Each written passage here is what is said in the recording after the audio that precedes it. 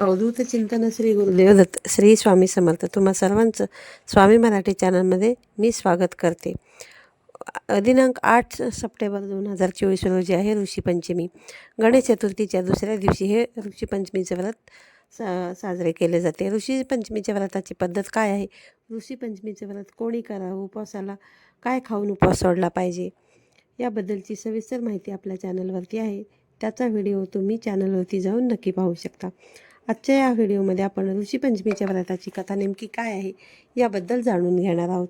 विदर्भामध्ये उत्तंक नावाचा एक सद्गुणी ब्राह्मण देव राहत होता.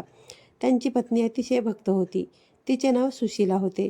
त्या ब्राह्मणाला एक मुलगा आणि एक मुलगी अशी 2 मुले होती. जेव्हा ती विवाहयोग्य झाली तेव्हा त्याने मुलीचे लग्न समान वंशाच्या वराशी केले. सुदैवाने काही दिवसांनी ती विधवा झाली. दुःखी ब्राह्मण जोडपे आपल्या मुलीसह गंगेच्या तीरावर एका झोपडीमध्ये राहू लागले. एके दिवशी एक ब्राह्मण मुलगी झोपडीमध्ये झोपली असताना तिचे शरीर जे आहे ते कीटकांनी भरलेले होते. मुलीने सर्व हकीकत आईला सांगितली. आईने नवऱ्याला सर्व सांगितले आणि विचारले, प्राणनाथ, माझ्या संत कन्येच्या या आंदोलनाचे कारण काय? उत्तंकजींना समाधीद्वारे ही घटना कळली आणि त्यांनी सांगितले, ही मुलगी तिच्या पूर्वीच्या जन्मात ही ब्राह्मणच होती. मासिक पाळी सुरू होताच तिने भांड्यांना हात लावला होता. या जन्मीही त्यांनी भाद्रपद शुक्ल पंचमीचे म्हणजेच ऋषीपंचमीचे व्रत लोकांच्या आग्रहापुढे पाळले नाही. त्यामुळे त्याच्या शरीरामध्ये किडे आहेत. मासिक पाळी येणारी स्त्री ही पहिल्या दिवशी चांडालिनी असते, तर दुसऱ्या दिवशी ब्रह्मघटिनी असते आणि तिसऱ्या दिवशी धुलाईसारखी अपवित्र असते, असे धर्मग्रंथामध्ये सांगितलेले आहे. चौथ्या दिवशी स्नान करून ती शुद्ध होते. तरीही त्याने शुद्ध मनाने ऋषीपंचमीचे व्रत पाळले तर त्याचे सर्व दुःख दूर होऊन पुढील जन्मामध्ये सौभाग्य जे आहे ते प्राप्त होते. पुढे वडिलांच्या परवानगीने मुलीने हे व्रत पाळले आणि ऋषीपंचमीची पूजा केली. या व्रताच्या प्रभावामुळे ती सर्व दुःखांपासून मुक्त झाली आणि पुढच्या आयुष्यात त्यांना सौभाग्याबरोबरच अमर्याद आनंद मिळाला. ऋषीपंचमीच्या व्रताची आणखीन एक दुसरी कथा सांगितली जाते, ती पाहूया. एकदा पावसाळ्यात त्याची पत्नी शेतीच्या कामात गुंतलेली असताना तिला मासिक पाळी आली. तिला मासिक पाळी येत असल्याचे कळले तरीही तिने घरातील कामे करणे सुरूच ठेवले. काही काळानंतर स्त्री आणि पुरुष दोघे आपापले जीवन जगून मरण पावले. जयश्री कुत्री बनली आणि मासिक पाळीच्या येणाऱ्या महिलेच्या संपर्कात आल्याने सुमित्राला बैलाची योनी मिळाली. कारण मासिक पाळीच्या दोषाशिवाय या दोघांचा कोणताही गुन्हा नव्हता. या कारणामुळे दोघांनाही त्यांच्या मागील जन्मांचे सर्व तपशील आठवले. कुत्री आणि बैलाच्या रूपात दोघेही मुलगा सुचित्रासोबत त्याच शहरामध्ये राहू लागले. धार्मिक सुचित्रा आणि आपल्या पाहुण्यांना पूर्ण आदराने वागवत असत. वडिलांच्या श्राद्धाच्या दिवशी त्यांनी आपल्या घरी ब्राह्मणांसाठी विविध प्रकारचे भोजन तयार केले. त्यांची पत्नी काही कामानिमित्त स्वयंपाकघराबाहेर गेली असता एका सापाने किचनच्या खिरीचं जे भांडं होतं त्या भांड्यामध्ये विष टाकून उलटी केली. कुत्रीच्या रूपातील सुचित्राची आई दुरूनच सगळं हे पाहत होती. त्याच्या मुलाची सून आल्यावर त्याने आपल्या मुलाला ब्राह्मण हत्येच्या पापापासून वाचवण्यासाठी त्या भांड्यात तोंड घातले. सुचित्राची पत्नी चंद्रावती हिला कुत्र्याचे हे कृत्य दिसले नाही आणि तिने चुलीतून जळतं लाकूड काढले आणि कुत्रीला ठार केले. बिचारी कुत्री मार खाऊन इकडे तिकडे पळू लागली. सुचित्राची सून त्या कुत्रीसोबत किचनमधला सर्व कचरा फेकून देत असे, पण रागाच्या भरात तिने तोही फेकून दिला. सर्व अन्नपदार्थ फेकून दिल्यावर भांडी साफ करून पुन्हा अन्न शिजून ब्राह्मणांना खाऊ घातले.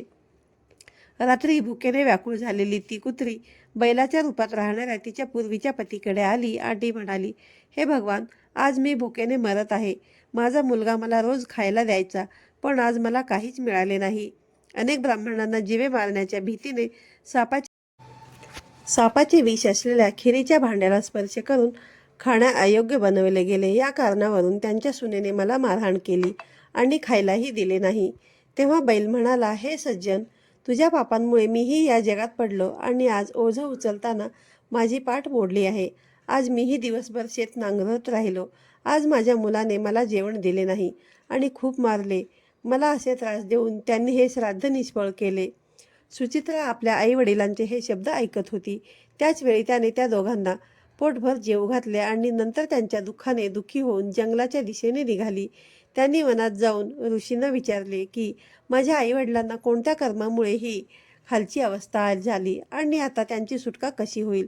तेव्हा सर्वात्मा ऋषी म्हणाले, त्यांच्या उद्धारासाठी पत्नीसह ऋषीपंचमीचे व्रत करावे आणि त्याचे फळ आईवडिलांना द्यावे.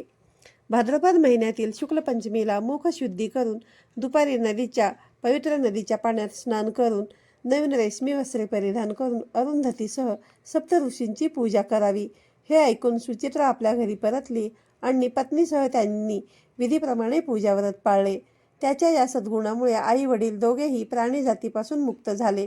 म्हणून जी स्त्री ऋषीपंचमीचे हे व्रत अगदी भक्तिभावाने पाळते ती सर्व ऐहिक सुखे उपभोगून वैकुंठाला जाते अशी पौराणिक मान्यता आहे. हे व्रत केल्याने रजोदोष नाहीसा होतो असे मानले जाते. ऋषीपंचमीच्या व्रताचे काय महत्त्व आहे हे आता मी तुम्हाला सांगते.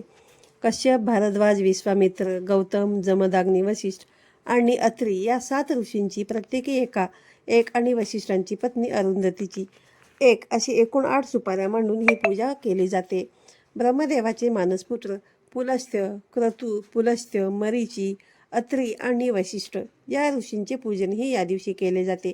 या दिवशी बैलाच्या कष्टाचे कोणतेही अन्न खाल्ले जात नाही. किमान वर्षातून 1 दिवस तरी स्वतःच्या कष्टाचं अन्न खाल्लं जावं अशी या व्रताच्या मागचा संकेत आहे. अशा रीतीने स्वकष्टित जे असतं तेच या दिवशी खाल्लं जावं. त्यानंतर बघा, हे व्रत जे आहे ते मासिक पाळीमध्ये आपल्याकडून कळत नकळत ज्या काही चुका झालेल्या असतात त्या चुकांचं निरसन होतं अशी या व्रताची मान्यता आहे. त्यामुळे ऋषीपंचमीचं व्रत हे प्रत्येकाने करावं आणि व्रताच्या दिवशी संपूर्ण दिवस उपवास करून संध्याकाळी ऋषीपंचमीची भाजी बनवून ती भाजी खाऊनच हा उपवास जो आहे तो सोडला जातो. महाराष्ट्रामध्ये ग्रामीण भागात विशेषतः कोकणी भागामध्ये हे जे ऋषीपंचमीचं व्रत आहे ते महिला करत असतात. त्याचबरोबर नेपाळमधील सुद्धा महिला हे ऋषीपंचमीचं व्रत जे आहे ते करत असतात. ऋषीपंचमीचा उपवास कसा करावा याबद्दलची सविस्तर माहिती आपल्या चॅनलवरती आहे. तो व्हिडिओ तुम्ही नक्की जाऊन पहा. त्याची लिंक खाली डिस्क्रिप्शन बॉक्समध्ये दिलेली आहे.